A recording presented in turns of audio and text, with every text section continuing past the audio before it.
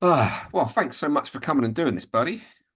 Yeah, really happy to be here. It means a We've lot. been talking about it for a while, and I'm happy to be joining you. Yeah, you're a creature that I look at across the miles and Yeah. across the lives, and yeah, I feel like if I weren't doing what I was doing, I might be doing something more like what you were doing. So it's kind of neat. Well, I mean, I think there was a time I was trying to do what what you're doing. But Yeah, I think that's yeah, it's one of those things, and I guess I'm a little bit younger than you, obviously, and I grew up, I don't know, yeah, kind of after you and being influenced by you, I guess. So, yeah, by the time I kind of hit that scene that yeah, sort of, I guess that we've both kind of been in, um, yeah, you'd almost already left it, which is crazy. yeah, yeah. Um, It's trippy. It's trippy. it is crazy. Yeah, yeah. I mean, it's you're kind of person I look at. Sometimes there are people who tell me or I hear from someone else that they're influenced by me or someone thinks that they're influenced by me and I I don't think that they got it. And then sometimes I see people, whether it's bands or just human beings, and they say things like that, like, I kind of grew up being influenced by your stuff, and I'm so happy about it because if I don't know how I impact the world or not, but if I can impact it then in any interesting way, I think it's through other people hearing ideas or seeing me model ideas I and think that's then one of, carrying them on. I mean, that's sort of the point of I I mean, think that's one of the everything. reasons why I want to talk to you because, um, we'll kind of get into being a bit, get started a little, but I mean, this is all whatever. But for me, I wanted to talk to you because, my podcast is Move, Breathe, Live. It's my life is about moving, breathing, trying to live a Yeah, happier, healthier life and stuff. Now, to yeah, me, one of the reasons I love the live on the end of that is because, like the moving and breathing should only be an influence on living a life. And I've been lucky enough. I've spoken to Adam, the bassist from H2O, and oh cool, Robert, the bassist from Boy Sets Fire. yeah, I've hopefully getting like uh, Raghunath, Ray Capo to come and have a little sure, chat sure, time. I've got a few other like musicians and stuff, which you know they don't necessarily all fit into some of them. Ray, Raghunath's a proper yogi and all that, so yeah, that'll work and whatever. yeah, But to me, it's like the life that, let's say, the hardcore scene like gave us, yeah, uh yeah, and how it influenced. I think the people who really kind of got the emo, especially the hardcore, into the emo, like the what happened through the 90s and stuff, but like sure, I think that influenced us in such a way that you couldn't help but it improve your life for whatever reason, whether or not you managed to do, so as I said, the reason I wanted to talk to you was because so much of your music, to me, there's like an overarching positivity to it, and like mm, there's just a mm, feeling of like love and friendship and like I don't know, engagement with like the people, I guess, which I was chatting to my mate Ben and said, "It got any questions for Jonah?" And so he kind of chucked a couple of ideas, which I already kind of had, but and I want to talk about and how you have kind of taken this life, and we'll introduce you in a minute to people who don't necessarily know who you are, can sure, have an sure, idea, but you've taken this life where you could have been, and perhaps in some ways, if you weren't you, you would have been potentially like a inverted commas rock star, because sure, you should sure, like your influence. And I was thinking about this is your influence on the shape of music that came after Water and Solutions, let's say. So like after the 2000. yeah, I mean, I know there's lots of bands you could look at, kind of, what Sensefield did, what Gameface did, what like hmm uh hmm Quicksand and all these other bands did. yeah, But to me, that again, this is going back to one of the main reasons I want to talk to you, that all of those bands had obviously the emotional thing, but there was something sure, about you, especially kind of on that Tin Cans and then Water and Solutions, which was really, really like, I don't know, you could just hear it in every band that came out in like 2000 to 2003 or four. And then obviously the whole emo thing got somewhat bastardized and turned into something sure. altogether different. But like, Got flat ironed. Yeah, and at that time though, you had like Jimmy Eat World and stuff like taking over the Yeah. world, and Hmm. it always got me that again could slash would potentially should have been you, but you didn't. You went, I'm going a different route, which is one of the Yeah. things, and I really want to dive into that a little bit today because I think that's I think it's fascinating, and I think it's a Yeah. potentially a way, and this is one of the things that Ben, my mate, and I were chatting about, is like how what you did, which was step back from, let's say, the corporate world and went DIY, Sure. which is like, Hmm. really, it's what the hardcore scene was or kind of about to a certain degree and whatever else. But like how you did that and like and yet you've still grown and had this career over I don't know, what was it, 91 Far started or something? So Yeah, man. what I'm we now I'm like I'm well over 30, 30 years in. Yeah. and you still loved at all the show, and like, yeah. Yeah. Anyway, we'll come to that in a minute because we're Mm. waffling, and actually, what I want to do is just tell people who you are in case they don't know. Well, I'm not going to tell them. I'm going to let you tell them. So, Well, well, the majority of people won't. Um, yeah. I so mean, Jonah, well, who are you? yeah. Why do I know you? Why does anyone know who you are? Tell us a little bit about yourself. Tell us your background, and we'll dive in from there. Cool. So yeah, I'm Jonah Matranga. And the neat thing about that name is that, as I often say, even if you misspell it horribly and add the word music, you will probably find me because I've been kicking around long enough. My name is weird enough. Uh, and so, yeah, I started, well, shit, I mean, I was playing in the talent show in sixth grade, singing, terrible, Stones and Zeppelin covers. Um, and, and never really had dreams of frankly being this far along and being talking to someone because of the music. I just knew that music was a safe place for me. um I don't know if we'll get into it, but I had a really wild childhood and then a real wild adolescence. Mhm. And at one point during that I had this stark unpleasant realization that I like music more than I like people.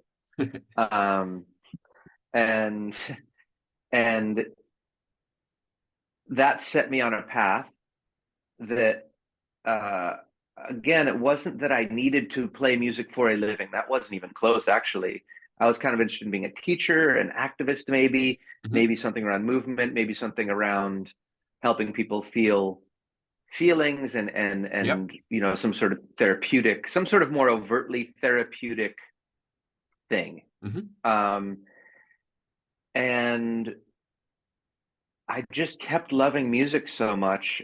And a lot of the people that I was playing music with, that, as we were growing up, people find different hobbies and different habits and different ideas. And people would keep sort of finding other things. And I would keep coming back to that music felt like the most fun thing I could do with my time. Yeah. Um, so that I got out of school, university, and I thought if there's a time I'm going to try this, I'm going to try it now, So so I when would that have don't been, start sorry? something else. So this is we're right around. I graduated Early 90s. university in 91. Right. Yeah. Yeah. Um, and so that set me to. Oh, I ended up in Sacramento, Hmm. sleeping on my buddy Malcolm's floor, playing with him and Sean and Chris in a thing called Far that we named Far. And the idea of it was I was a songwriter looking for a rock band, a songwriter with kind of Zeppelin in my head, with very dynamic ideas in my head about what rock and roll and songwriter music could be. And I was looking for a band that was up for that. And they were three people looking for a singer who wasn't like a typical rock singer. So we found each other and it was really sweet. And it was not a perfect fit from the start to the end. And that was, I think, part of the sweetness and the brilliance of it. Um, yeah, and from there, it's I'm having trouble not waffling around myself, No, you're but right. Go for it. Yeah, it's okay. It's all good. So I was doing I did Far, and then while I was doing Far, I had started out again as kind of a me and a guitar songwriter thing. So I was doing that all along, and then when Far split in the late '90s, I went immediately into a more solo-y thing, mostly just because it was an easy way to be sustainable. Yeah. There's not, with a band, there's all the gear and all the everything, and I was pretty cooked, and so I went right into a thing called one line drawing, which led to a thing called New End Original, which is an anagram for one line drawing. And all of those things existed in this scene that we're talking about. Yeah. This sort of post-hardcore. I say the term post-Nirvana a lot, and I know Nirvana wasn't hardcore, really punk in that way, but neither have I ever been in many ways. But I think what Nirvana's popularity did was created a landscape in which, oh, and there was also a lot of money in the music industry back then. Mm. So it created a landscape in which, because people were buying physical media, there wasn't a way to get it all for free. The internet really didn't exist as we know it at that time. And so it was a very ripe time for all sorts of sounds to be floating around, and there weren't any rules. I think what Nirvana and Seattle, I suppose, in a more broad way, helped to do, but also Chili Peppers was doing it, Fishbone was doing it, Jane's Addiction was doing it. You had, Primus. obviously the whole DC scene. Yeah. Just sort of, it was everywhere. So I don't mean to pick or choose too much, but the point is, there was a lot of freedom in Mm. what rock and roll was. There was still a lot of limitation, especially around, of course, skin and gender and stuff. And that's a whole other cool subject. But generally speaking, the aesthetic of music was pretty wide open, Yeah. and there were builds that were just didn't make any sense, and Oh, and yeah. that's always been my favorite, and that's the world we came up in. So Far was on a label called Immortal, which was part of Sony. We actually wanted to be on Jade Tree or Revelation or Victory or Discord, of course. I mean, if we've Yeah. been from around DC, Yeah. or Deep Elm, or there's any number of labels that were happening that we actually wanted to be part of. We wanted to be part of that scene, but I think largely because of me, I was kind of this weird long hair hippie person who. It's true I didn't do any substances, but I wasn't like straight edge, and I so we didn't really fit, long story short, and that not fitting, we ended up with a lot of bands that were either way too heavy for what we did, and their crowds kind of hated us, and again particularly me for being a little bit effeminate and not kind of overly aggressive and Yeah. tough and stuff. And then But then the indie world, we didn't really fit into that world either. We were heavier. We liked riffs. I like to jump around and Yeah. scream Yeah. and go for it, and find ways of being aggressive and physical that weren't stuck in The these macho. goofy male Yeah. tropes. Yeah, Yeah. Yeah. exactly. Yeah. That the macho conditioning thing. And so for me, what I loved about the world we were in, and then I'll start calling it the post-hardcore kind of emo world, and a British magazine, I mean, called me emo king in 1997, I believe. Right. There's a little picture of me, a review of our gigs, and it says Jonah Matranga, emo king. And it was such a funny thing. I've talked about it a lot, but it was just so interesting that it was one of my first times being in any sort of magazine with any readership, and everyone was like, "What the fuck does that? What does emo mean? Like, how are you the king of something that no one knows what it It means?" doesn't exist. Yeah, that doesn't exist. And it did in our little world, but it didn't exist like it. Now Beyonce says emo. It's a very strange time. Yeah. Uh, but at the time, what I took from emo, and still what excites me about the idea of it, and excites me about the idea of making music, is the idea of feeling all the feelings. Yeah. Yeah. Um, Yeah. Yeah. Post-hardcore, emo, indie, punk, all of it, it's all a little bit dour, a little bit fucking sad and angry, Hmm. and that's fine. I have a lot of sad and anger in me, and music has saved my life over and over again. And what I was more interested in right from the jump is like, okay, can we really feel all our feelings? Because then I feel silly right now, and I feel super joyous right now, and I mean, yeah, I just feel on kind of that, just like, I mean, yeah, just a yeah, prime yeah, example of that for me with yeah. you is Mm. like your song from One Line Drawing, but like Smile, like where like it's in a world where, you know, again, you as you talk about, like there's the macho tough guy, like, you know, hardcore like metal type thing, especially as you said, you grew up in and around that kind of sacro scene Yeah, of like you know, deftones and I don't know, sure.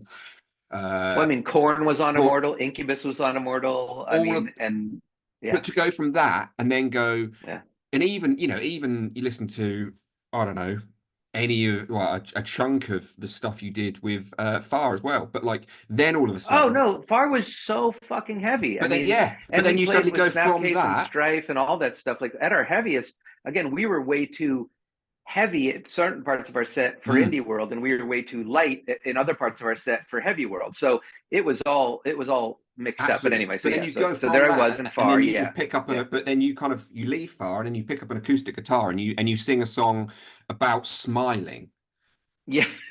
I And remember specifically writing that song and that chorus arriving and me going, wow, some people are really gonna fucking hate this one. but, but I love it because And it's, that kind of turned me on, you know? but yeah, and as exactly what you've just said is the idea of Yeah. can you feel all your feelings?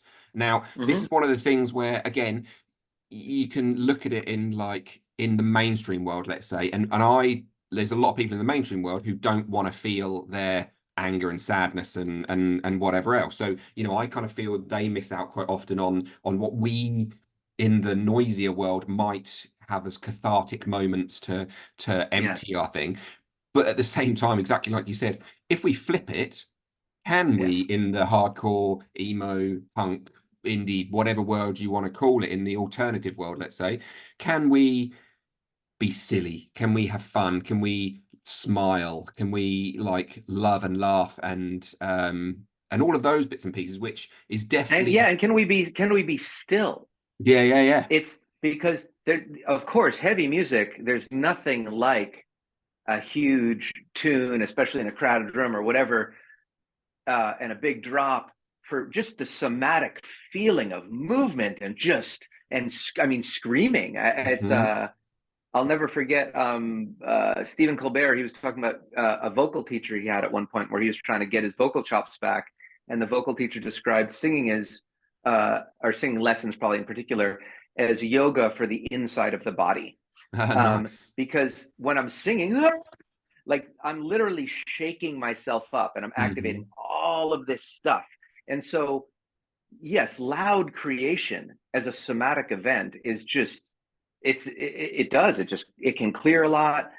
Also, a lot of noise and a lot of sensation can be a bit of an anesthetic and a bit of a Hmm. distraction. Yes, yes. And so then there's the stillness of can I get quiet and have catharsis? Hmm.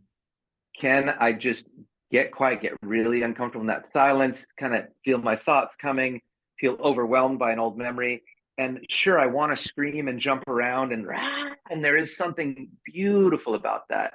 And there's also something beautiful about sitting right there with it and just here's where the acoustic guitar comes in and the soft stuff comes in is can I feel it at one as well as I can feel it at 10? Yes, and that's and again, I Yeah. think what one of the things of that scene where you came up, I guess, and you guys did in particular, and again, this is where I feel, and again, you've obviously mentioned Nirvana, but you've kind of got that whole Pixie side of quite loud dynamics and stuff. But like Well, yeah, again, yeah, I mean, the Pixies, I'm abs from Boston, so the Pixies were my heroes. You know, I yeah, mean, but that's where that in particular, I stillness, totally rip off the Pixies on the song "Water and Solution." The soon, yeah, it's a yeah, total. yeah, It's from Caribou, I believe, is the yeah. exact hook that I'm ripping from. But yeah, so anyway, Pixies, perfect example. Yeah, But there's and that Nirvana is the big name on the marquee, but that whole thing of like really dynamic, dynamic, weird, but and regular that's what clothes music. Yeah, again, that's what I mean, I look back and with more and more fondness of so much of, there was a whole bunch of, again, when I was that age, I was into a lot of the heavier music, I guess, but I had this, you know, bands such as, you know, Thursday and that kind of whole scene which started yeah. coming out really grabbed me and whatever. But yeah, that kind of when I go back to so much of this music now, and like it's in the stillness, it's in the quiet, it's in the down bits where Yeah. actually like there's a real magic to it, which you like you miss when you miss it more when you're 17, 18. You don't notice it because you've kind of got that big, as you say, that big drum drop. You've kind of got that I don't know, that riff just kicking in, and so you kind Yeah, of big live on feelings, big big music. I mean, feelings, it just, exactly, yeah. yeah. And actually as you get older Yeah. you kind of are able to step back, sit back, and Ideally, hopefully yeah, you're hopefully able to. yeah, yeah, So yeah, well, yeah.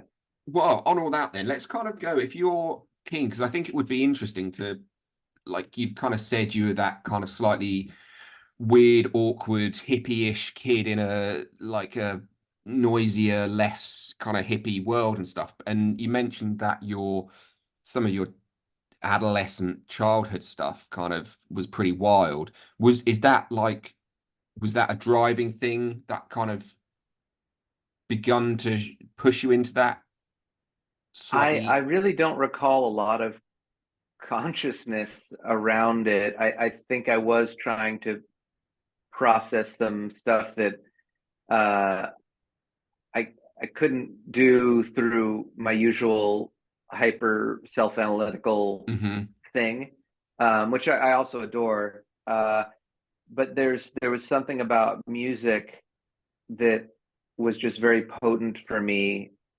Um,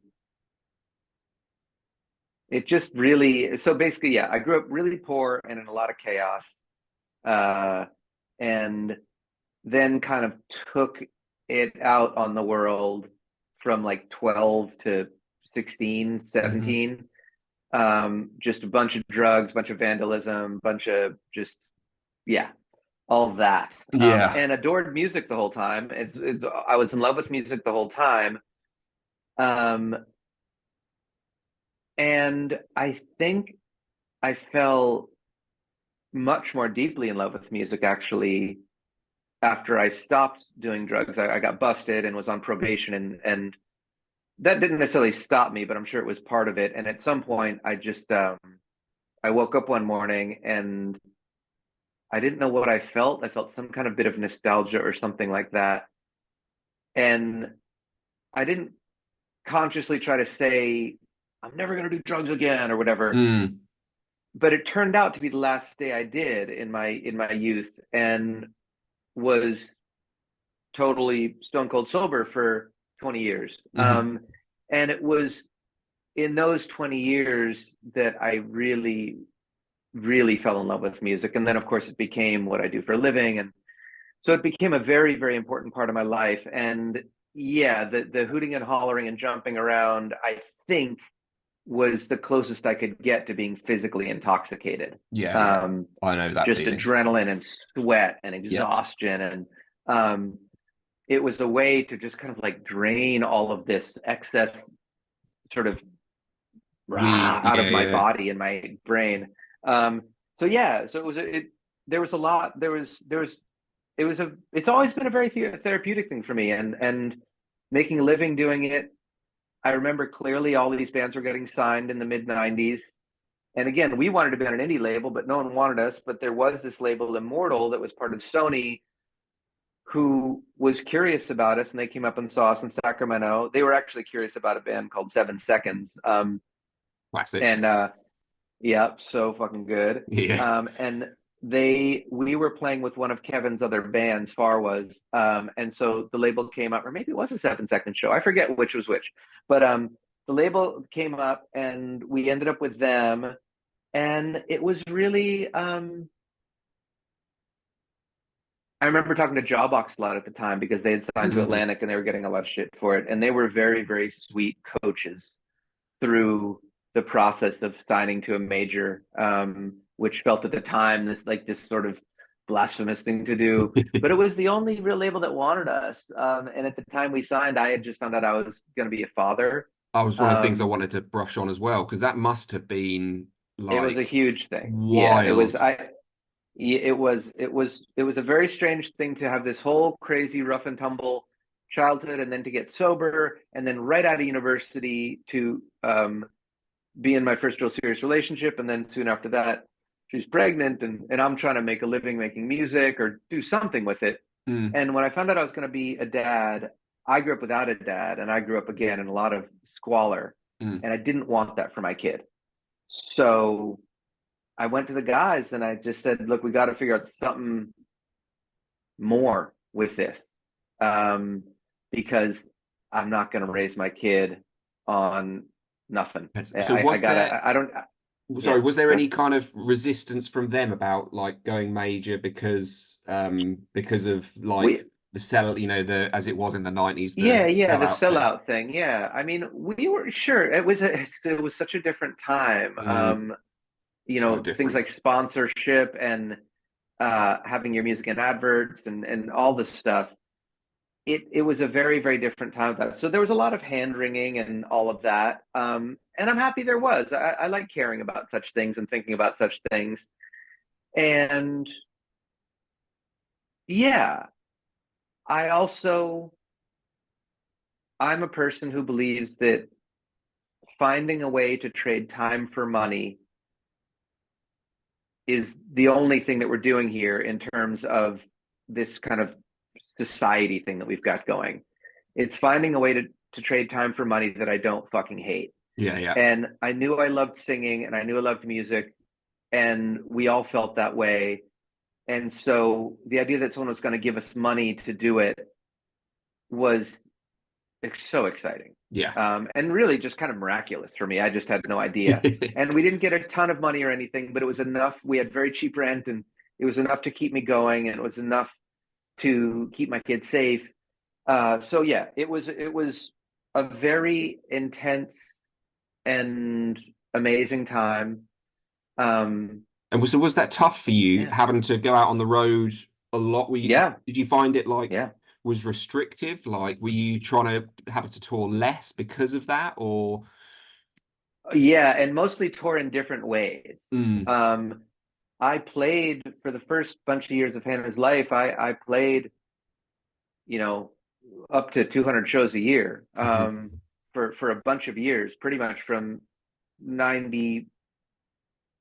I mean, she was born in 94, and probably from 95 or 6 God. to about 2005 or 6, I was out there a lot. And Yeah. but a lot of bands do it for months at a time. Yeah. And I knew that I didn't want to do that. And I had a kind of an agreement with her where I wouldn't go away for more than a couple of weeks, maybe 3 weeks if I was going overseas. Um, and so it was very tough on the Mm, band because management didn't like it, booking didn't like it, all the money making entities. It is more efficient to tour for months at a time. It just is. You get the yeah. machine up and running, and you go. And so I would do these chunks, and sort of around my custody schedule, ended up being divorced pretty soon after we were married. We were very young, and I'm grateful we were such wonderful co-parents. But Yeah. so yeah, I was basically touring around my custody schedule, where she'd be with her mom for about 9 days, and then be with me for about 5 days. And so I would do these sort of little 10 day, gaps, like yeah, yeah, for a week, to go and play, and so I was playing a ton. My whole life was either touring or being with my daughter. Like that was the balance that I was able to find. And then that led to, in a lot of ways, some of what you were talking about at the top. It I ended up saying no to a lot of opportunities, whether they were touring opportunities or having my music in advertisements, or things that may well have led to a greater degree of financial success. And at one point, my daughter actually asked me about it. She was a teenager then. And she said, Dad, why don't you try harder to get famous? And I think what she meant was, why don't we have a nice house like my friends? Because we were living in a little apartment, and it was a perfectly safe apartment, but didn't own a home, never, hmm nothing like that. No dishwashers, no laundry machines, no nothing like that. Um, so it's a very simple life. And I said, I don't know. I don't know what I know there's things I could have done, and I don't know what that would have been like if I had tried them more, but I know I would have missed a lot of your school events. And I don't know if that made a difference to her or anything. But when I said it out loud, I was so happy Nice. that I had made that choice.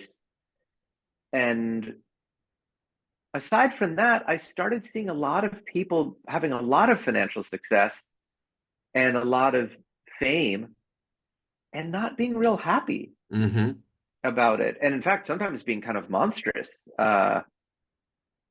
and just kind of awful people. Yeah. And I knew that they were sweet people, but there was something had happened and the light was gone in their eyes. And you know, they were doing a shit ton of drugs and being kind of awful in relationships um and just sort of a lot of, yeah, just stuff that I wasn't interested in. Yeah. Yeah. And I looked at a lot of that as kind of cautionary tales. And I thought, yeah, between my daughter and my sanity, I just Got paid I pretty just had well. a feeling that my constitution wasn't. Mm. Maybe some people can do the big rock thing. Um, I'm not sure they. it was never Yeah, for me. to me, Yeah, I think a lot of the bands who did all go at that point, like around the 2000 mark, who did all go major and like try to, you know, none of the. I can't really. Who I don't know. Maybe Dashboard, maybe Chris Carrabba. sure. But I can't. You know, you look at the guys from Thursday, you look at the guys from say Thrice, you look Yeah, at I don't know, even the heavier bands, Poison the Well, all of those bands, like I mean, yeah, none of them stuck, none of them were managed to make the major thing work, and actually most of them were pretty keen to get off it and go back to a quieter, like less what appeared to be industrial life and like I don't know, like more freedom yeah, to do what you want. And you know, for me, again, like I've already said, you've written a song like I don't know, um, deafening, let's say, and then you've also written a song like yeah, Smile. And so you've got one which is crunchingly heavy, one which is super upbeat and like major chord, happy, smiley song. Um, you kind of that's not the sort of thing really you would get away with doing very well on a major label. And you know, they would especially these days with the way the algorithms work, they you know they would want a yes, certain sound to sell to a certain, but it's yeah, yeah, you know it's that thing of I don't know, you like when you look at your sanity and you look at your mental health side of things, and as you say, you know, you got to spend those formative years with your daughter, which I'm not a dad. I'm probably not going to have kids, but my brother's just had his first baby, who's mm, like 6 months old, yeah, and like she's growing up so freaking quick already that essentially that could only ever happen to you once. And do you really want to be, I don't know, hating your life doing another show to another whatever because that's just what you've got to do and stuck in a tiny little van where actually being at home with uh your kid for their school play, you know, yeah. I'm sure there's many brilliant stories. I had a lot of fun touring when I was touring, living in a car or on people's floors. Oh, It's it's the best. It's awesome. the best. My daughter would often, you know, when I would leave, because I still left a lot. I still left a lot more than most dads do. She still had a very different relationship with me than if I had had a straight job. Hmm. And my and we've talked about it, and it's not always comfortable.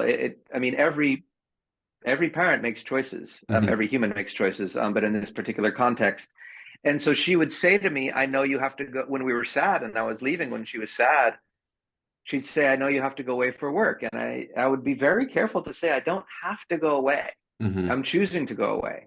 I love doing this so much. It's so fun out there, and I love singing." And I'd tell her about it, and I'd write to her from the road, and I would say, "I hate leaving you, and I love doing this, so I'm going to go away for as short a time as I can, and I'll be Hmm. home." And we had this little thing that was sort of like every day away was one day closer to coming home. Um, and so we had a real dialogue around it. And in some ways, the humanness, the human needs, like there was another little human who really wanted my presence and who I had to kind of negotiate with Yeah. um, around it, because I didn't want to be a parent, frankly, that said, "Oh, I used to love playing music, but then my kid came along, so I had to go get a job or whatever." I've never enjoyed that. I love a responsible person. I totally get it, but people who sort of speak with some sort of like sadness about the life they would have had if their kid wasn't around, I feel like that's so mean to the kid. So bad, Um, isn't it?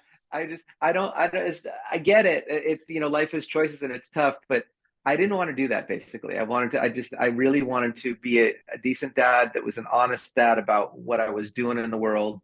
And I wanted to have fun. I want to have fun in this life. And I was convinced that it didn't have to be one or the One or the other. other. And now, and by the way, there's lots of, I'm sure, fantastic fathers who did a more traditional rock and roll away for long periods of time thing, and I'm sure their kids are great and they're great. So I'm not. There's no shade or judgment on anyone. No. But as you say, especially And when you have to maybe make those decisions because, yeah, you these are tough choices. Everyone's got to make them. All I can know is for myself. And it me choosing the way I did, I think, is what led to songs like Smile in some ways. Mhm. Partly because I was hanging out with a little kid a lot, and like, and just sort of we'd be playing a lot, and that's where a lot of those songs came from, and that feeling came from. And also, once I had stepped back from traditional rock industry conveyor belt, um, I was able to, well, it led to things like this, frankly. Like, Yeah. that most people listening, watching, whatever, I'm imagining you have not heard of me or anything I've done, and that's great. In fact, because the fact is, I'm still here doing it 30 years later.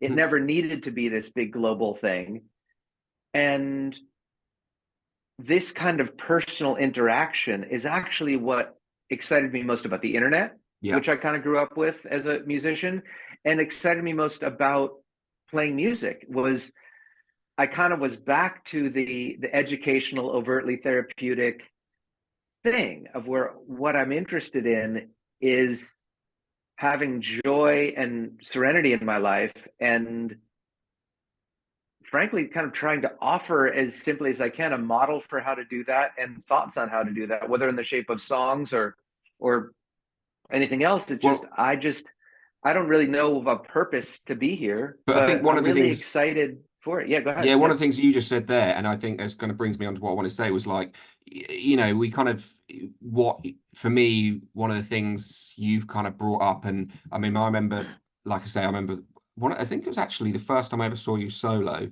um, Mm. but it was in Holland about 15 years ago, and it was in Rotterdam. And I can remember because, well, I just remember it really well. But you did your Beyonce cover that night anyway, which is another thing. And I'm going to put it in the notes for everyone because there's a YouTube of you doing it that night, and you were talking about you and was it Yamani, your friend who you were on tour with, Iman? Oh yeah, yeah, yeah, yeah, yeah. Totally. Yes, And you yes. were talking about just how Beyonce how you might have a shot of Beyonce because it's your fantasy and stuff. But anyway, I'm going to put it in there for everyone to have a look at. But I remember coming up to you after the show, and I wanted to get your album. And was it and yeah, it Yeah, would have been it was about that and time. yeah, Yeah, yeah. and you were just like, oh, brilliant.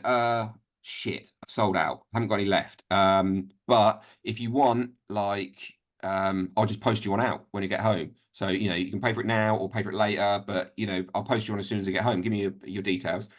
And it was like, fuck, like, this is weird. Like he's just like, yeah, yeah. But it was like exactly what you just said is like that you haven't had to go global, let's say, as Yeah, as posted the other day, you guys yeah. far had a song on Buffy the Vampire Slayer. Do you know what I mean? You've kind of you had Yeah. there was moments of and I don't know. I can remember seeing People were trying to have us be famous. Part of it was that the stuff I was making really just didn't make for a good investment, I don't think, on a large level. It was just kind of weird. I was kind of weird. I was very idealistic. I still am, but in this context of people are giving us a bunch of money to make these albums and make these videos and put us on tour and all of that. And I was really doing my best. And looking back on it, I was just not a good investment.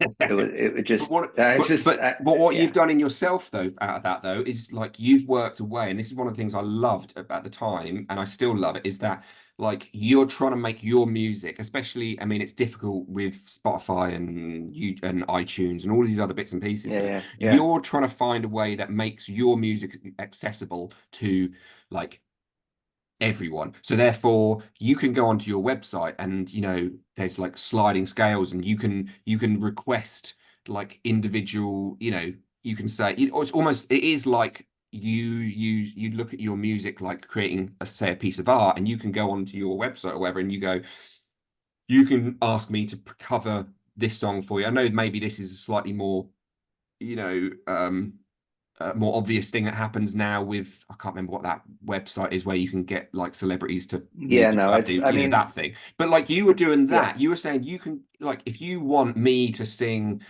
one of my own songs or a cover or a random thing, like hit me up. Let's do some work together. yeah, And there was yeah, always on your website as well, like, do you want to write a song together? Cool. Well, chuck me some money, we can sit in a room or whatever, yeah, and we can sit down yeah, and write together. Now, that is not the sort of thing which, well, anyone, I don't know anybody else who really does that.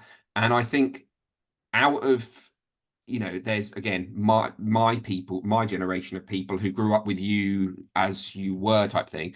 It was amazing seeing like you had done Far, you did One Line Drawing, you did New End Original with Norman, which was an amazing like full band experience, which I want to mention in a minute. But like, mm, and then you can still go, Jonah, do you want to? I've got this song kicking around. Do you fancy like helping me finish write it or something? Do you know what I mean? And yeah, that's super cool. And like it's that personal touch. It like the as in like it's the heart, let's say. It's yeah, like the how can I be in touch with the people who are actually listening to my music rather than just like I'm gonna record a record, I'm gonna stick it on Spotify, and then hmm, like I'll talk to people for 2 minutes at the gig, and then hmm, I'm never going to see them again. Whereas, yep, you know, as again, because I particularly remember the show so well that you did in Holland because you had it recorded and it went up on the website, which I listened to all the time. yep, Um, yep, and so, you were saying there was people in that audience who had been coming to shows for 15 plus years and with like four different bands, etc., etc. And that's what I think is so ace about one line drawing yourself, etc., is that mm, actually, and maybe maybe my view of things has been that you deliberately went, fuck you, mainstream, I'm going to go DIY. But it was yeah. like, maybe it wasn't like a big fuck you as such, but it was like, this is the path It that, wasn't. There was a time in my life when it was a fuck you. It has since. It's not a fuck you anymore. yeah, but it's kind of cool Because that there was you a could time when I give was saying that fuck fuck you to you. everything. Yeah, you could give that fuck you, and you yeah. still grew. And again, you mentioned like, you've got the t-shirt behind you, obviously, but like you mentioned the DC scene. It's almost like boom, Oh right? yeah. Yeah, there you go, right there. It's almost like you went, do you know what? Like, and I think there was definitely a thing about it at the time, but it was kind of like, you can do this a different way, and actually you can do it in a way that suits Yeah, myself and my own yeah, like want to give and like put the music that I'm creating because I love it yeah, out to people, and the people are feeling it and enjoying it, and they can be closer to it yeah. enjoy it in a different way, which I think is Yeah, like, Fugazi is a band. I always say Fugazi is a band that they take away all the excuses yeah, because any weird idea and they had laundry machines on tour, and they just did so many cool weird DIY things, and they did all that stuff of like, don't pay more than X amount for this album, for yep, when they were selling in stores and selling, never selling merch, and yeah, they went so fucking hard, and so it wasn't that I needed to be like them, but they no, offered me a real it, example, of that whatever way I want to do it, I get to try and do it that way. And that to yes, me is the liberation of whatever punk rock ever was, yeah, is just that I get to try and do this exactly my way. So it didn't have to be anyone else's way. So the thing about writing songs with people, the thing about recording, unique recordings as I call them, I I would say one of the saddest things for me in a way is a lot of the things that I was doing in a very DIY shoestring way. I was doing Always New, which is basically crowdfunded patronage or, Patreon or whatever Yeah. in 2000, like way before that existed. I was doing sliding scale way before Radiohead or anyone else was doing it. Yeah. I was doing custom recordings way before there were all these big companies doing it. So arguably, I should have just started these companies, and then I'd Yeah. be really rich, and we You'd wouldn't be be talking. loaded. Yeah. Would be fucking Wouldn't. loaded. And sometimes I feel stupid. But no, but to me, it's sort of like me playing with R2 or me writing Hmm. really silly songs or whatever it is.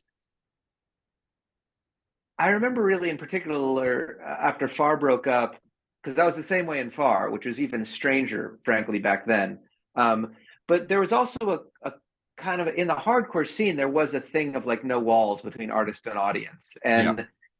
And so I learned a lot from that as well. But then I started seeing publicists sort of pushing, look how cool this band is because they hang out with the kids after the show. And I was like, that's just what the fuck you're supposed to Yeah. do. Like, that's not supposed to be like a badge of honor. Yeah. Um, so it's been very sad seeing a lot of what I consider to be real, yeah, just significant and just meaningful personal interaction kind of commodified and turned Sold the into a thing. VIP ticket like thing where you get to go Yeah, and the watch the VIP, band. exactly. Oh my God, save me from that. Yeah. Exactly.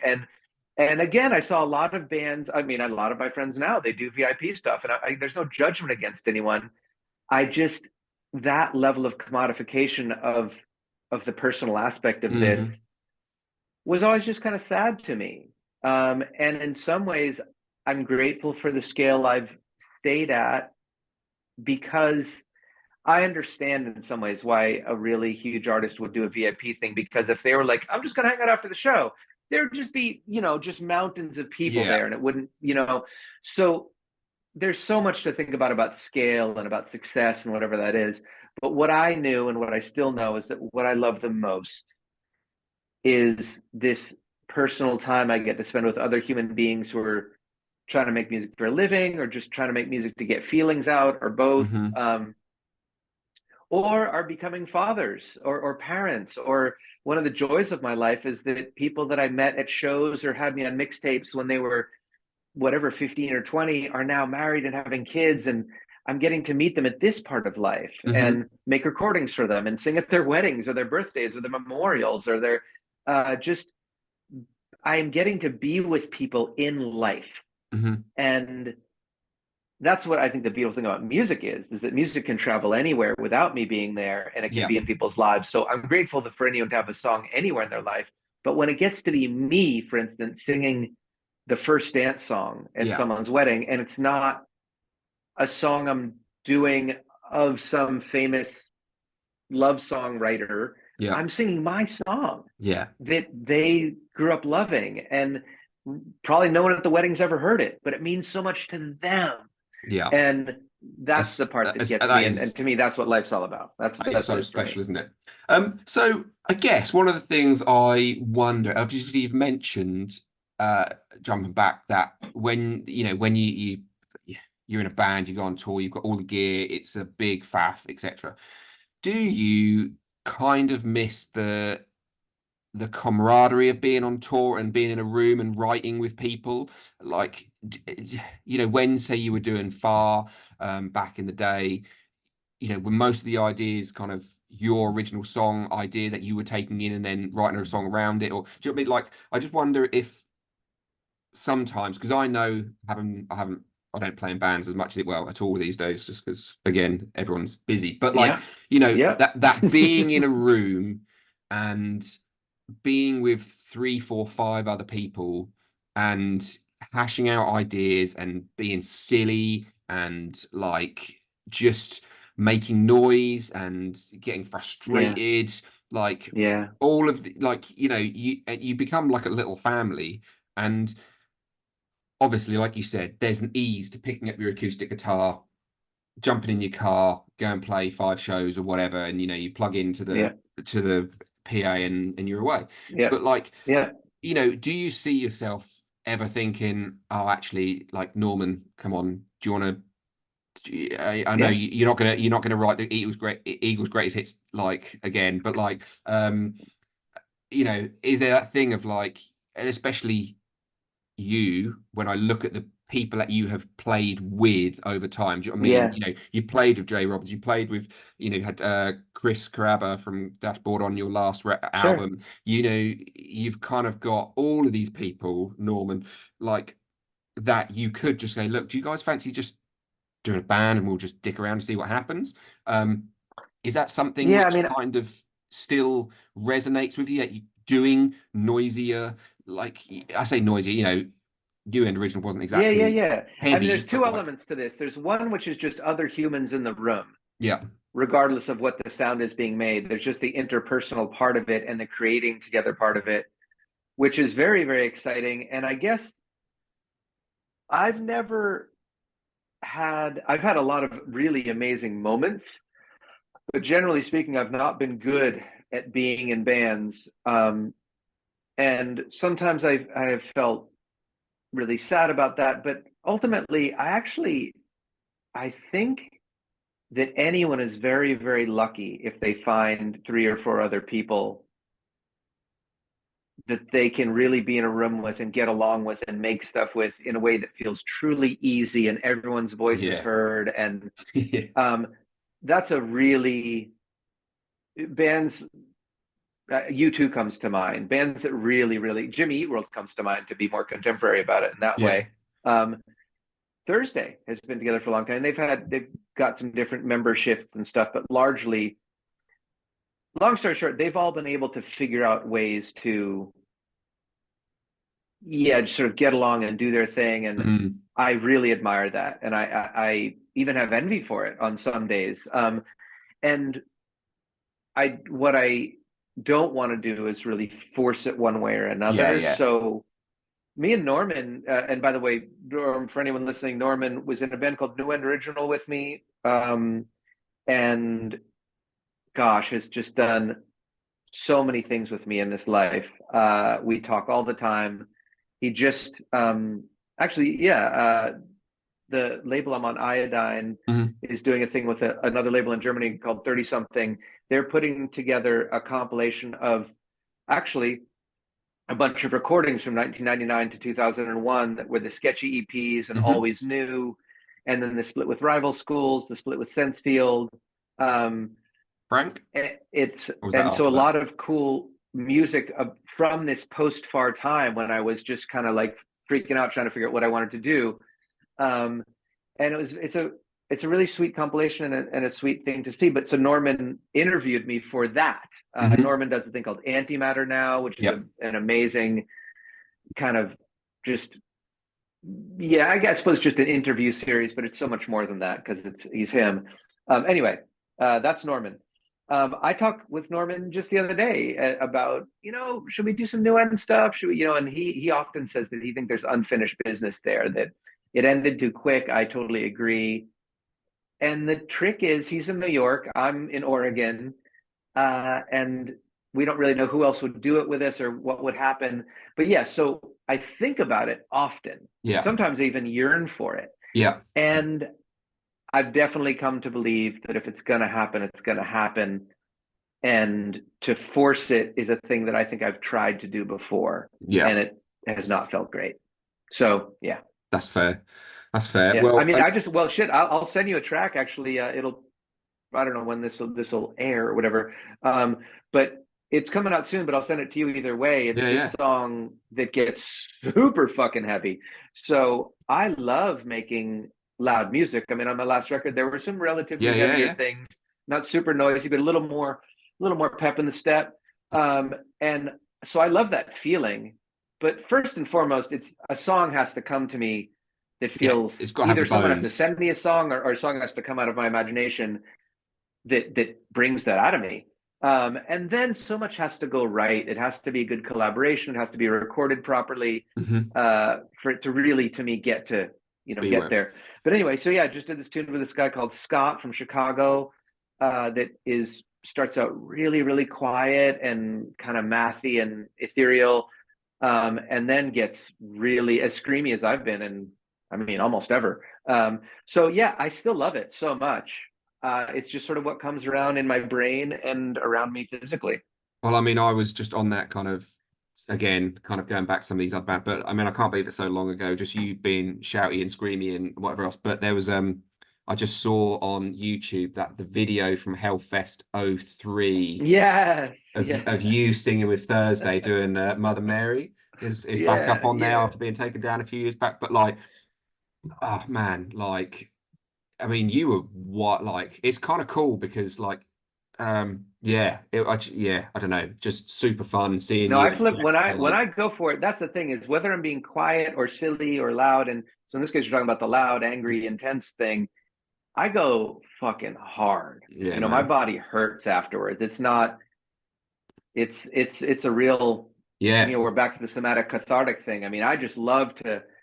Actually, speaking of Fugazi again, someone once, my favorite compliment Gee, I ever got was that someone reminded me of Guy on stage. You know, someone said I reminded them of yeah, Guy on yeah, stage. And I hadn't even really seen Guy that much on stage when they said it. And then I was like, oh, I should check that out. I love Fugazi, but I didn't really understand what they meant. And they I said can I see looked like it. a clumsy ballerina. And I think that's true. And so yeah, but the point is, I'm really kind of letting my body go. And when I did look at what Guy was doing, I thought, yes, we're similar in that way. There's no, to me, it's very beautiful, but it's not a traditional like here's my moves Yeah, thing. but I think that's good. It's kind Again, of a that's what I yeah. love. And again, I feel that's where I just if whenever I'm not really allowed on the microphone very often in any of my bands. I just, Mm, I go mm, wild, but not on the mm. microphone normally. But yeah, I Yeah, just exactly. Yeah, yeah, exactly. You go wide with your body. It's yeah, true. Yeah, exactly. Um, yeah. but yeah, and again, sort of similar idea was I know this is what kind of kickstarted us this time actually getting around to talk was when you did that I think it was the memorial show for John, wasn't it, from Yeah, yeah. Sensefield. Oh, Um, yeah, that was so fun. Oh my and goodness. I remember seeing the lineup for it, and there was like Ah, some amazing, amazing vocalists from that era of like, obviously there was you and there was Jeff from Game Face, and there was oh God, who else was Garrett in it? from Texas. That's it, yeah. Oh, so many. Wait, there's So so many. many great people on And that it was bill. just Shit, I'm forgetting them now. There was the kid from Title Fight was on there. I think. yeah. Oh God, yeah. There was. It was a. I remember being so unbelievably honored to be part of that bill. Oh, Yeah, I mean, again, yeah. just I don't know. I mean, I'm part of this whole conversation is me just like getting to relive and just and love like this part of my life with someone who are kind Same of here. Same who, do here. you know what That I mean? it's Who I who it's yeah, it's a lot of years now, and I love that you're bringing up Sensefield. I mean, they were a misfit band when Far was a misfit band, and we didn't even really fit together, but we fit together better than other bands fit together because we were kind of heavy but kind of sweet, and me and John were these very tender-hearted, yeah, kind yeah. of off-stage, very soft-spoken kind of creatures, and uh, I miss John so much every day. And yeah, that tribute to him, that memorial for him honestly, just getting to sing with Sensefield as the Yeah, band. I mean, you want to talk about a band that I would go out on stage with every night and sing. I mean, fucking Christ. Scott McPherson is one of my favorite drummers I've so ever. good. So Yeah, good. anything. Like So I just love them anybody who so doesn't much. know, So anyway, just that was an amazing night. That was an amazing night. Yeah, yeah, that's kind and of singing and flipping out that night on stage with all those yes. people was so exciting and freeing. Oh, That's that exactly what I was was my going to say. dream. Because again, that Oh, night okay, yeah, yeah, yeah, you yeah. were singing. What did you sing now? I've forgotten. Why have I forgotten that? I sang. I building Oh, was you my did. official You did tune. building, didn't you? Which again, like Yeah, if we and go, that was towards the end of the night, and then they ended with "Found You," which yeah, ended up being a a multi-singer big. affair. But basically, Garrett ended up passing me the mic for the end of the song, so I was on stage at the big, But it was, thing. but it Yeah, was kind of awesome again. Of like again, such a perfect song for you to sing. Of just like yes, building yes, was just such a like yes. I don't know. Again, it's just for me. Me and my mate again, my mate Ben were chatting about it, and just Yeah, how that era of music of I'm going to call it emo, like post yeah, hardcore like yeah. type thing. But how Good, good. how that era of emo post hardcore,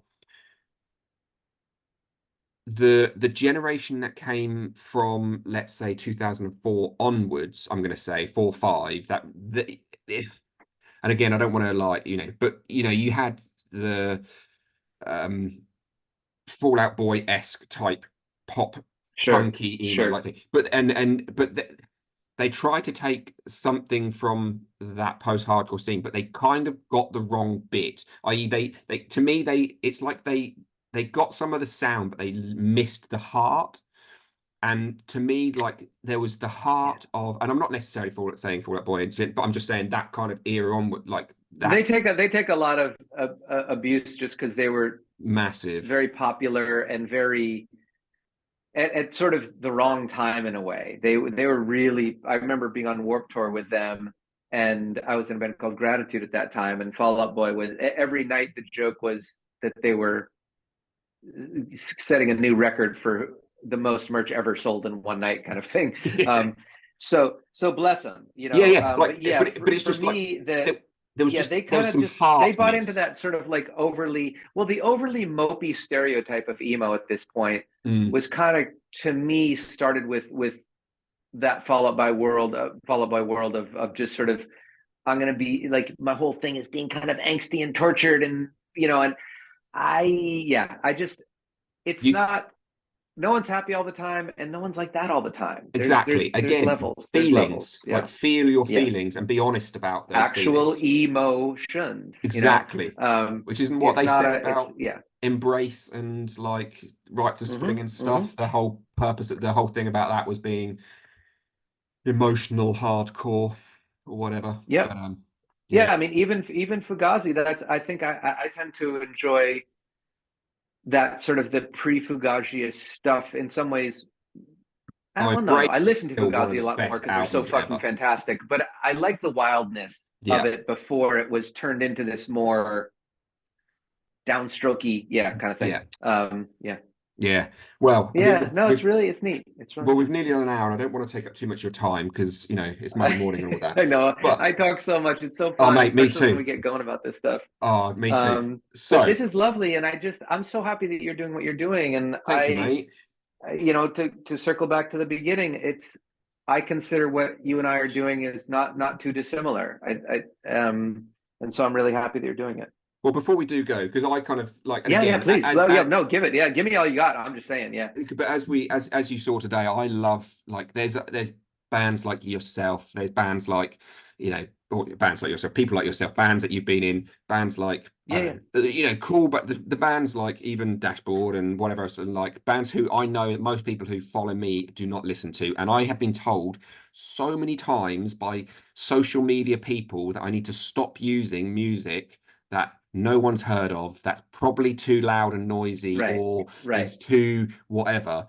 And I'm like, Exactly. but I'm just like, if there's one thing I can have over all of this, it's like I would like if someone hears, say I put Smile. Did I put Smile? No. Which song did I put on? I used one of your songs. No, I used something off Tenderwire, I think, didn't I? Anyway, I used one of your songs on one of my Oh yeah, yeah, yeah, videos yeah, yeah, yeah, yeah, yeah, yeah, today. yeah. But it's kind of that thing of I like trying to have a piece of music that no one's ever heard, which is one of the reasons why I want you on here. But it's just like no one's like who would be in the weird movement yoga world have necessarily have heard of Far or Jonah Matranga or whoever. Totally. But like having them being able to kind of go, oh, check it out and see what it's like. It's like actually that's a really fucking cool little song. I like that. And like that, Yeah, and I I don't. just love that. Like, why the fuck does there need to be a specific kind of music when yoga is happening? Like, that's a bizarre thing to me. I mean, just and yoga and spa music or whatever. It's almost like it's. I mean, I know there are really great Cliche. artists doing it and all that stuff, but yeah, it's kind of a shitty cliche, and so I get it, but basically, anytime there ends up rules getting set up around a scene, which of course yoga is a scene, just like punk rock is a scene. Definitely is these Um, days. yeah, exactly, and especially the more it gets commodified, and these sort of guardrails go up as to sort of what's okay to have aesthetically and emotionally going on. So I just love that you push that. I'm very grateful that anything I do is part of it, but just in general, I love seeing people operating in a therapeutic space, either physical or emotional, where they're not playing by the rules, which have ended up being this kind of like Muzak-y kind of like, la, Yeah, lots of yeah. pan flutes and shit, and that's fine too. There's nothing wrong with that music, but if it's just stuff that's existing as some sort of weird But again, placeholder, then I want to go back to anyway, what we've yeah, said two or three times throughout this is like is Yeah, yeah, feeling emotions and all emotions. And again, I remember like it wasn't long ago I was doing some yoga and I was listening to Taken and now I've forgotten it, Ray Harkin, what his name is from Taken. And it was literally I was just moving through a really strong physical practice that day, and I was yeah, listening to Taken, and Ray fucking wails, and it's kind of cool, techie, just loud, like late 90s kind of metal hardcore. And yeah. he was like, this is awesome that like you're doing yoga to my music. Like this is absolutely mental. Um, Yeah, it's fucking cool, but man. like why It's like if nice. like it's that thing of like, oh, you have to be super, and you can still control your breath and still be in inner calm, let's say, or finding ways to around being calm with listening to something heavy or listening to something more jarring, or which is heavier, let's say, lyrically than whatever. But again, that's moving emotions around you while you're moving your body, and you can notice them, feel them, be aware of them, let them go, hold on to them, whatever might be Yeah, happening whilst you're yeah, doing that thing. Um, yeah, and so yeah, 100%. it's I mean, yeah, I just, I think it's so. I mean, first of all, and again, it's not to insult anyone in these communities. I want to keep on putting this disclaimer. I don't know anything about the history of yoga, the history of the yeah, scene, the history of anything. I love moving my body, and so for me, yoga, it's just it's just what we were doing on mats when we were little kids, just yep. kind of Oh, like just being in our you said bodies. it. And the and what I think is brilliant about it, as far as I can tell, and from what I've read, there's some truth to this, that the whole idea of all these like crazy stretches and the moves and the inversions and all the things is keeping my breath steady Yep. as I'm doing this immensely physically challenging thing. And so the idea, frankly, of like having really heavy music on while that's happening, this sort of adrenaline producing, that's exciting to kind of stay with my breath and stay with my feeling and not get 100%. lost in this. And so Exactly. anyway, that's what I love about it. And that's exactly how I feel about it. So there's two things left. Two things left. Firstly, Mm-hmm. um, I I can't not mention it because I just feel like anybody who's like listened to this for the last hour will kind of realize you're like this super sweet, lovely guy, and really softly spoken stuff. Now, when Far came back, right, and you probably know what I'm going to say, but like when Far came back in, was it Uh, 2010 or something? Like yeah, the yeah, first yeah. thing you guys put out, which is a banging record, and also At Night We Live is the name of the record, and the song At Night We Live is one of the best songs ever. Thank you, thank you. Uh, but which, yeah, like, like, just briefly on that, because I'm going to come to this point in a minute. But on that, like, I think as far as like a song being written about like a friend who's obviously died, Yeah, I don't yeah, think there's like that's it. To me, it's just like the picture painting you do in that. Is that the right way of saying it? That you put in that is unreal. Like it's just, you know. I don't know. It's amazing. I'm going to put that in the list for anyone to listen to. It's like not one of the mega heavy songs. It's really lovely, and like like the feeling behind it is unreal. yeah. That song has a real. I mean, I'm getting choked up thinking about it. It's got a real beautiful pulse to it Yeah. uh, that I adore, and I really love the way it came out. It's one of those recordings where everything just kind of went right. Sean did a fantastic job, and just the way Chris and John play, it's Hmm. just beautiful. Anyway, and of course Chi and thinking about him. Yeah. Yeah, so that was a really beautiful moment, and there's actually a video I made for that song, which if you can find it, it got taken down once or something happened to it. But it's this cat trying to revive this other cat who is maybe dead. Right. And it's a very evocative video, but it goes perfectly with the song and the imagery that you speak of. It literally came in a dream, so it's one of those events in my life that I don't quite know how to explain. But I all the lyrics in that song are telling the story of a dream I had just woken up from about Chi, and at the time he was still in a coma, so he wasn't dead, but he wasn't here. And Hmm. um, anyway, I Yeah. love that you brought that song up. I mean, yeah. So I just have to mention Yeah, that because it is like I was listening to yeah, it again today before we did this, and I was just like, I'm gonna because I was listening to that whole album today in all fairness, because like it's one of those things that I listened to it loads at the time, and then you yeah, kind of fall back to listening to like. But anyway, so yeah, I've listened to it yeah. 2 or 3 times through today, and like there's some absolute bangers on it. One of which is And and is you guys covered. Uh, a rather sexy little number, let's say. You did like a cover of I can't pronounce I don't know how they pronounce their name. Genuine. Genuine, is it? So and you covered Yeah. Pony, which um I mean is probably the sexiest song, like the raunchiest song just about I think ever put to tape. It's a banger, man. It's a Yeah. banger. Yeah, It's just the riff, the groove, the lyrics. I mean, yeah, no, it's a very overtly sexual and I would say very sexy song. Yeah, and we did it. That was yeah, and that's it's so fun for me, and I know that some people would just hate this, but I feel very grateful to have a sense of humor about this stuff. Probably the most, with the algorithms and Spotify and that everything sort of, all that.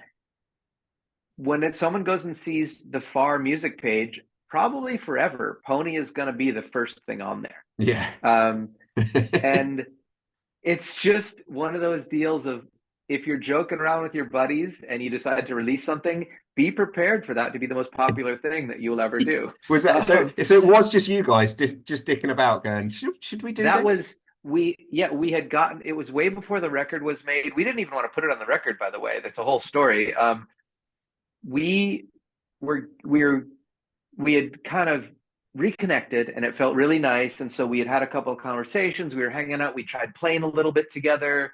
We were thinking about doing some shows. It was a really lovely time, actually.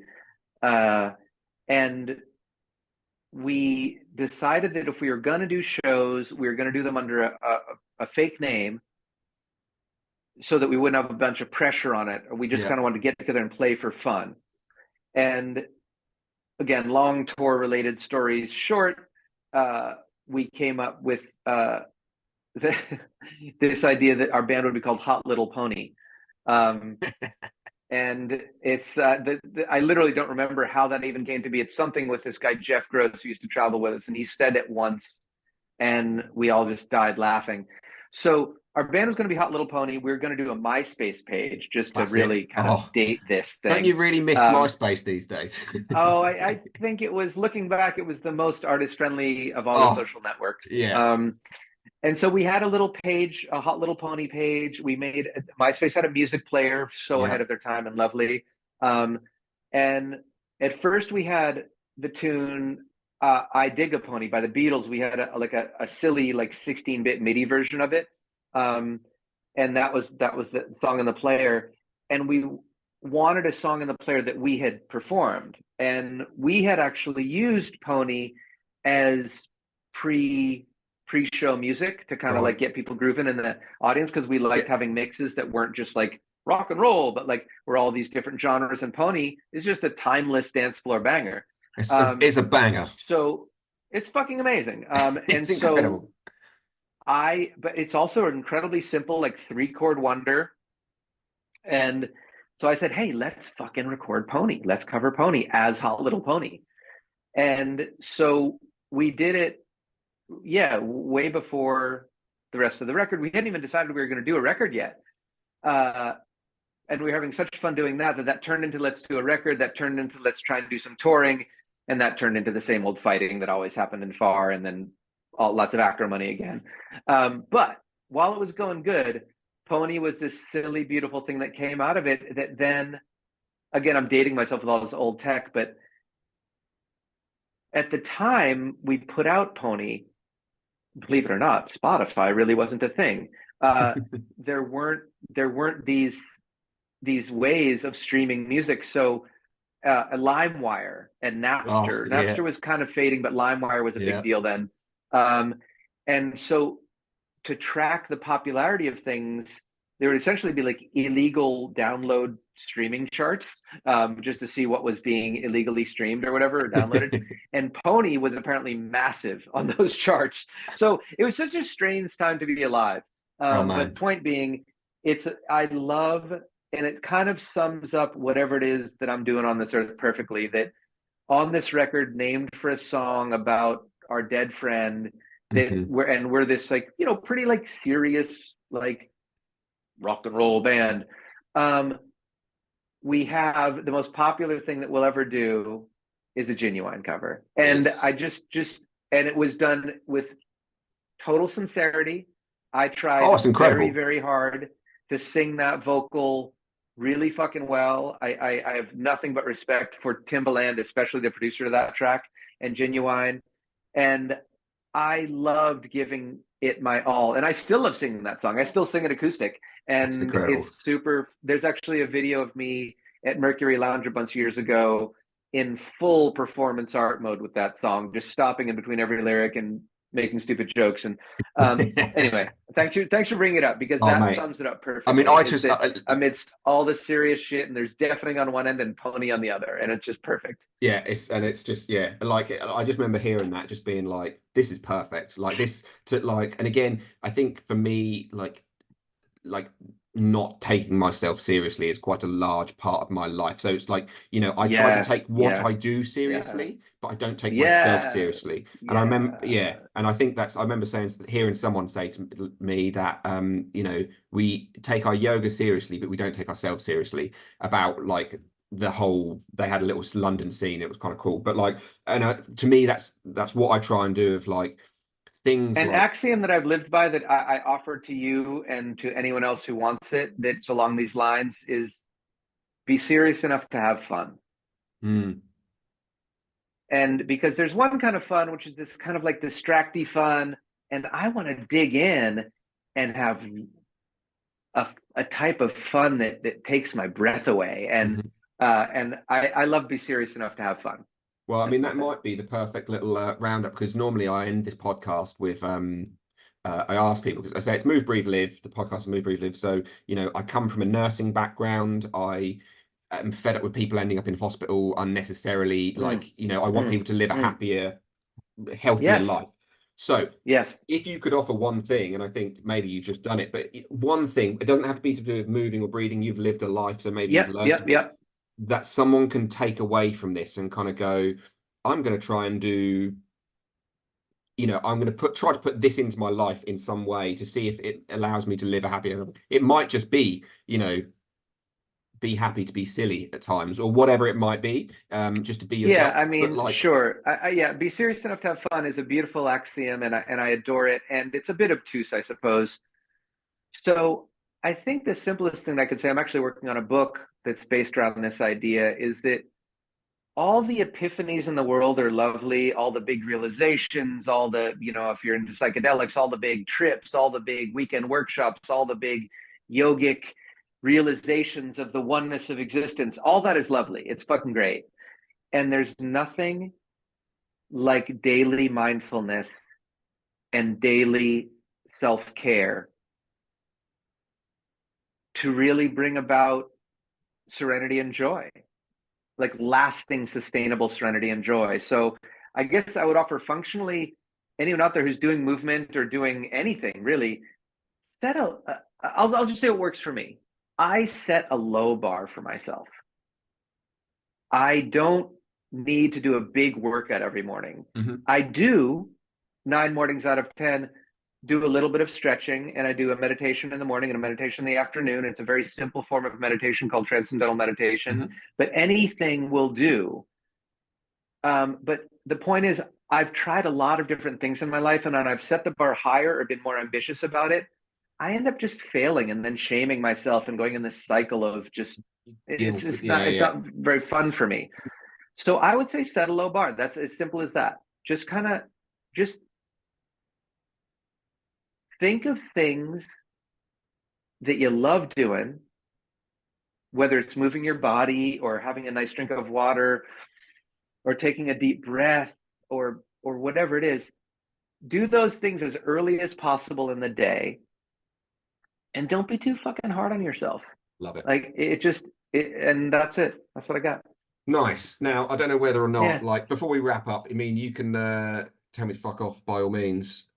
What do you Mm. reckon the chances are? I don't know if that acoustic guitar on the wall is in tune or anything. Oh shit.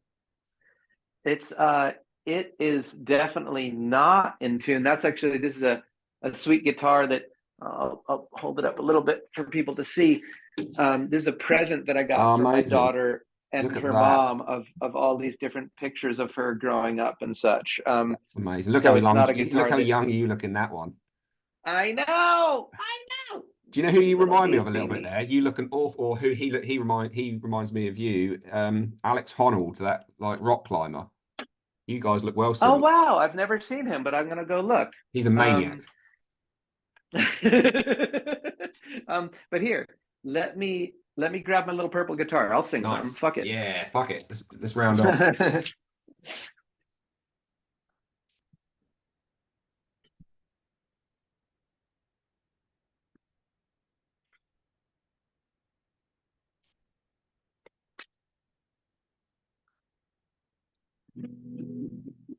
This is my little purple guitar that I do lots of writing on. Can you hear it? La la la la la. I can hear it can I Can can you? kind of hear it through your I guess through probably your ear, I guess, a little bit. It's a bit Yeah, muted, let's but see. Let me see if I can switch the input again. And so my yeah, audio is going to change a bit, but I think it'll that's be cool. better for this. Yeah, let We me can just see what mess I got about and here. all this bit can just be edited around and stuff. Or So, no, maybe speaker. that might be better. Okay, Yeah. here we go. Okay. All right, sweet. Does that sound better? La la la la. Just strum a couple. The guitar's a little bit quiet, so I'm not sure why that is. There Guitar's you go. quiet. Hold on. I kind of want to try and get this right if we can. Yeah, man. Let's do it. Oh, mic mode standard, mic mode wide spectrum. Let's see if that does better. All right. And yeah, and it is a quiet little buddy. Yeah, But we'll see what happens. Um, that's better. any better Yeah. there? Yeah, that's Yeah. better. All right. I don't know. This is probably I I Do you have kind any of requests? yeah, pony. Yeah. Okay. Here. We'll leave with a nice little meditative version of Pony. Yeah. What about this? Is it like, can you do pony maybe into a little bit of smile so we kind of end on a nice happy note? Not that pony isn't I, happy, but it's like a sexy happy rather than like smiley happy. I love that. I love combining the ridiculously overly sexy song with the ridiculously overly happy song. I think that's perfect. Perfect ending. Okay, here we go.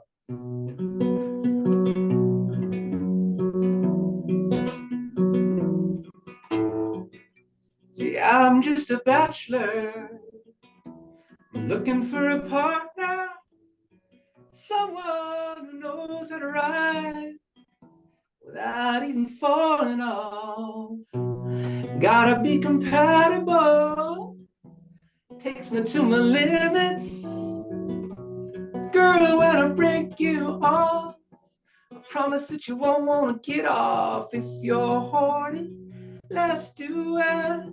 Riding my pony, my saddle's waiting. Come and jump on it.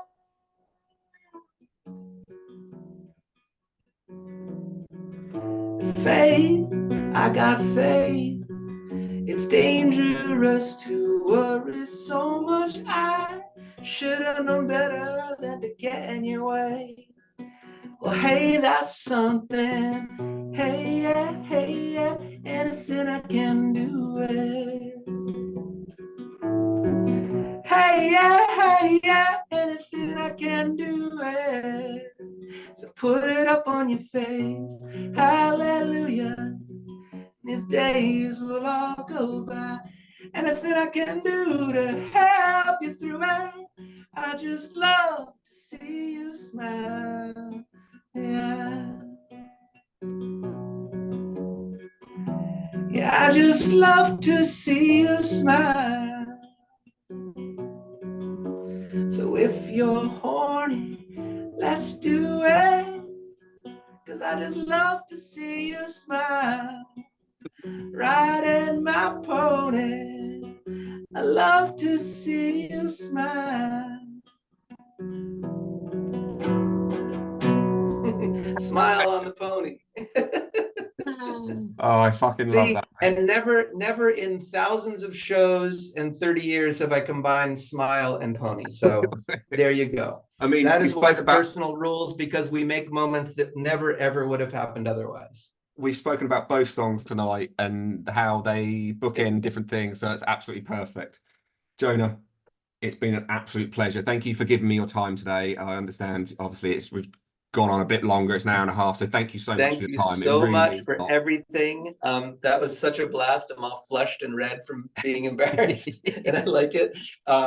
Thank you so much for everything. It's my And keep pleasure. doing what you're doing. And I hope that you and I can do things together someday somehow. I That'd be don't, let's sick. keep dreaming of that. But meanwhile, please always let me know when the music is used in your videos, because it's an honor for me. 100. Like, in the meantime, though, tell people where they can find you, what's going on, like, Right. etc. Like, Yeah. Here, I'll pop this in just to make sure I can hear you still well. Okay, so now that's back in. My mode is standard back in. Okay, good. Okay, good. So yeah, people, so you can find me at jonahmatranga.com, which again, I mean, the name is spelled JONAHMATRANGA, all A's. And so you can find me there. I wrote a book about making music while being a father, and I've made 1 million records, and there's just so much stuff on the website. I'm a person who, the promise of the internet for me was never telling 1 million people about my idea, but just having a little home that people could visit.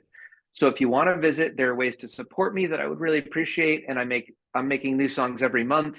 And then on a broader level, yeah, this compilation is coming out. There was just a reissue of an old Far record called Tin Cans with Strings to You on vinyl. For those that like vinyl, it's lovely. There's going to be a reissue of this post-Far stuff, the early one-line drawing adventures, coming out real soon. Always working on, I have about 40 songs that could go on our next record. And then I'll be singing, and some of it will be traditional club shows. But honestly, more than anyone out there who either does know about the music and wants it in your life, or doesn't, or didn't before now and now is curious about it, my favorite thing is playing in your homes, is playing at your life events.